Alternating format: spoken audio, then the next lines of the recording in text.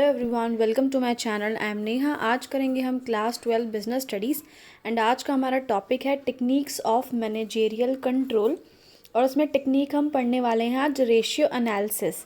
And guys, इस channel पे हम जितनी भी वीडियोस करेंगे वो सभी एनसीईआरटी की बुक्स में से करेंगे। सो रेशियो एनालिसिस का क्या मतलब होता है?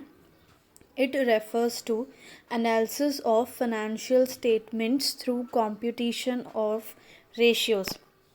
यानी हम इसमें क्या करते हैं, फाइनेंशियल स्टेटमेंट्स को एनालाइज करते हैं। हमारी फाइनेंशियल स्टेटमेंट्स क्या होती हैं, जैसे प्रॉफिट के रिगार्डिंग निकाली, लॉस के रिगार्डिंग, एसेट्स के रिगार्डिंग कोई स्टेटमेंट निकाली, उन सबको हम एनालाइज करते हैं। लेकिन एनालाइज करते कैसे हैं? रेशियोज़ निकाल के। रेशियोज़ के थ्रू हम अपने फाइनेंस के रिगार्डिंग सब चीज़ों को देखते हैं। The most commonly used ratios used by organization can be classified into following categories। तो कुछ कॉमन रेशियोज़ हैं जो बहुत ज़्यादा यूज़ होती हैं कंपनीज़ में, उसके बारे में हम पढ़ने वाले हैं। सबसे पहली है आपकी liquidity ratio. Liquidity ratio, liquid शब्द का मतलब क्या है? लिक्विड वो एसेट्स होते हैं अपने जो तुरंत जो है कैश में कन्वर्ट हो जाते हैं, या कैश को भी हम बोल सकते हैं। So liquidity ratios are calculated to determine short-term solvency of the business। तो liquidity ratios क्यों निकाली जाती है? ये पता लगाने के लिए कि हमारे बिजनेस की शॉर्ट टर्म सॉल्वेंसी कितनी है, यानी हम शॉर्ट टर्म में थोड़े से समय में कितना पैसा अरेंज कर सकते हैं। अगर किसी को देना हो, जैसे पेमेंट देनी हो कभी फ्यूचर में आ जाए, 2 महीने बाद, 3 महीने बाद, तो क्या हमारे पास इतना कैश या कुछ ऐसे फंड्स हैं जो कैश में कन्वर्ट कर दिए जाएं और हम उन्हें दे सकें।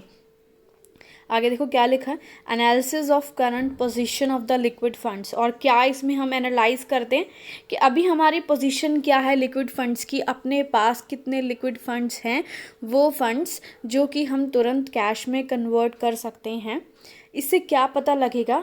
हमारे बिजनेस की एबिलिटी, कि भाई क्या हमारा बिजनेस इस एबल है कि हमें जो भी पैसा स्टेक होल्डर्स को, जैसे हमारे जिन लोगों से हमने उधार लिया है, जैसे क्रेडिटर्स वगैरह हो गए, उन लोगों को जितना पैसा देना है क्या हम दे सकते हैं। चलो आगे पढ़ते हैं। नेक्स्ट है आपका solvency ratio. So solvency ratio का क्या मतलब है? Ratios which are calculated to determine the long term solvency of the business. यानी ये वो रेशियोज होती हैं जिनसे हम निकालते हैं लॉन्ग टर्म सॉल्वेंसी। अभी हमने यहाँ क्या पढ़ा था? शॉर्ट टर्म सॉल्वेंसी के बारे में, लेकिन सॉल्वेंसी रेशियो में क्या निकालेंगे हम? Long term solvency. यानी कि क्या हमारा बिजनेस के पास इतना पैसा आएगा फ्यूचर में, होगा कि हम किसी को अगर हमें पैसा देना हो 5 साल बाद, 6 साल बाद, तो हम उसे पैसा दे सकें।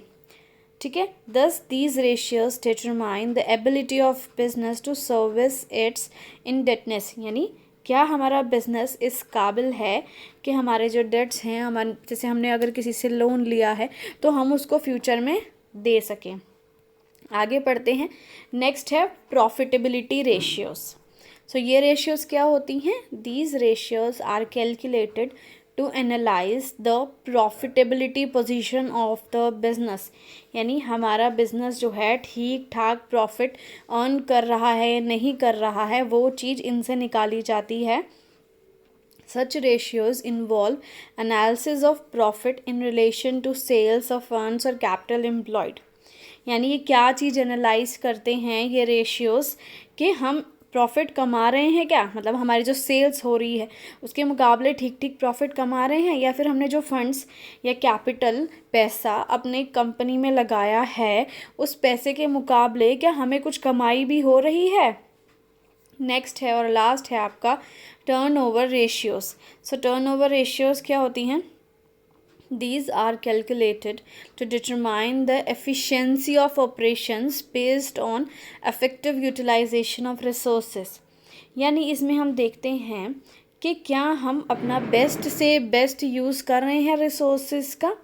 ठीक है, हमारा बिजनेस एफिशिएंटली चल रहा है, ठीक से अच्छे से चल रहा है।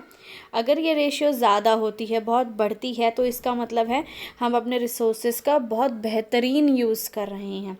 इसी के साथ वीडियो खत्म हुआ। Thanks for watching this video. Please like, share and subscribe.